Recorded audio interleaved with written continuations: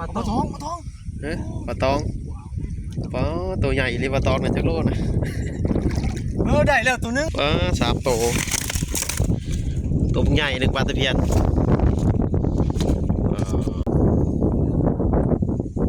จัดไปมื้อนี้ลงน้องมื้อนี้นัดไปแล้วเรียบร้อยแล้ว2ตัวไข่แกมาแล้วลงน้องยามหนาว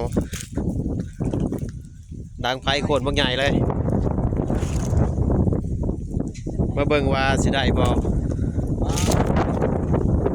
น้องนี่วิตาปลาใหญ่น้องนี่นะสุดยอดเลย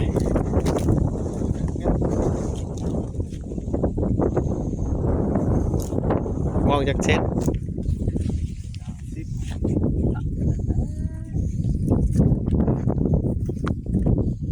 ร้านมันได้30 เซน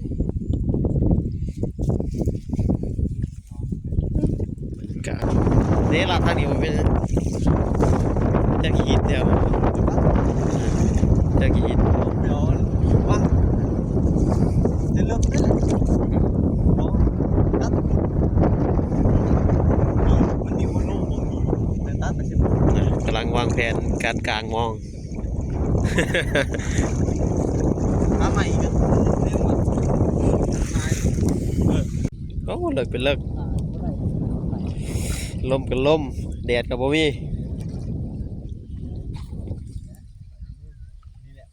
แล้วถึงแล้วเหนียงพามองไปเลยจะพามองไปแล้วรีบน้ำไหลนี่ถึงแล้วนี่มันดึงบ่ดึง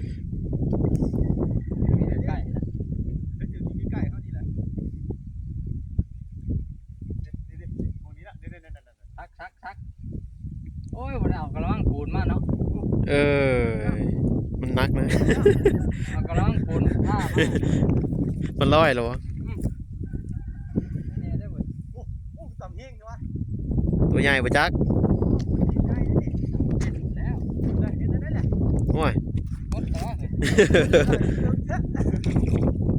ยังซีบ่มีป่ะนี่เด้นี่โอ้ยเป็นคนบ่ได้เนาะ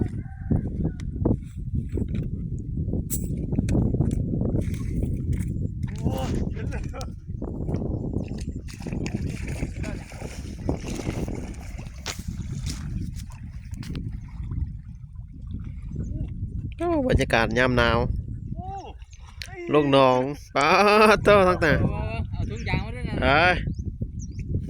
ใส่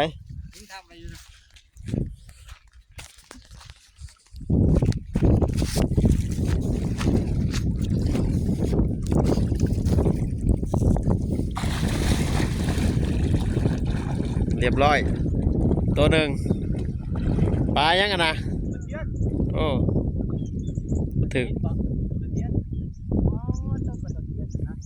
ตัวใหญ่เลยเนาะปลาตะเพียนนะ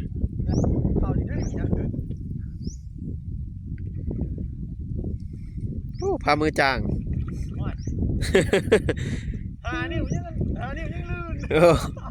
ตัวใหญ่เนาะปลาตะเพียนเนาะ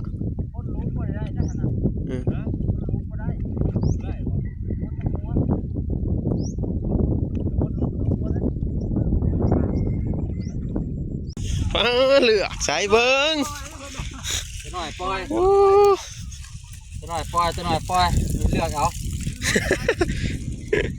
บอกได้นั่นไหมปล่อยตัวหน่อยปล่อยโอ้ย3 ตัวหาเบ็ดแล้วนั่น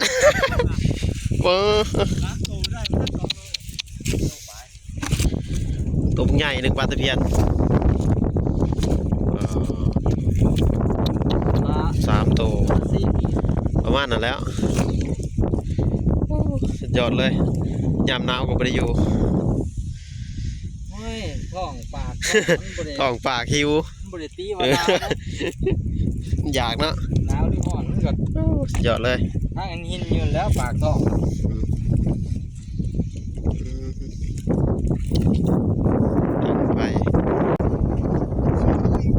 เป็นไรตัวใหญ่ปะ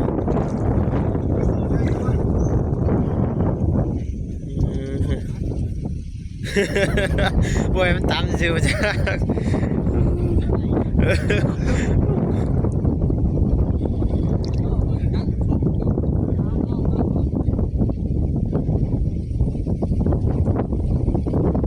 ลมเป็นลมมือนี่นะโมเดลอย่าไปเห็นนั่นน่ะมิจลีลากอยู่สูมืออยู่บุเมนนั้นใหม่อันมาจากสูมือนะ ข้าก็เตยชันแล้วมันโยมมันนะแม่ โจม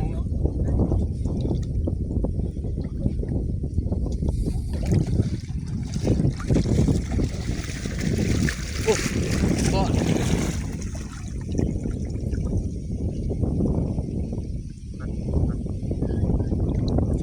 ใส่มีรุ่นใส่ ข้าวป่าปลาทอง เอ๊ะปลาตองตัวใหญ่เลยปลาตองนะจักโลนะ ได้แล้วตัวนึงมานี่ ปลาตอง ปลานี้เนี่ยเขามาเขาใหญ่มาปล่อยนะเอาได้กับบ่ได้นะ ปลาอย่างปลาตอง นี่แล้วเอาขึ้นไปเลยละเอาปลานี่นะ เอากินปลานี่เขายิ่งอยากได้อยู่นี่ เป็นลาบ เขายิ่งเอาหาอยู่ปลานี่นะ ปล่อยบ่ เอา ปลาตอง แล้วหนูมันความยืนก๋วยเตี๋ยวน่ะดิ๊ก อันนี้ นี่แล้ว เรียบร้อยแล้วปลาตองเจ้า โอ้หนึ่ง ได้บ่ 8 ประมาณมันมานี่ปลาตอง ปลาค้างไว้ สุดยอดเลย ปลาค้างไว้สิบ่เห็นมันเงินปลาปล่อย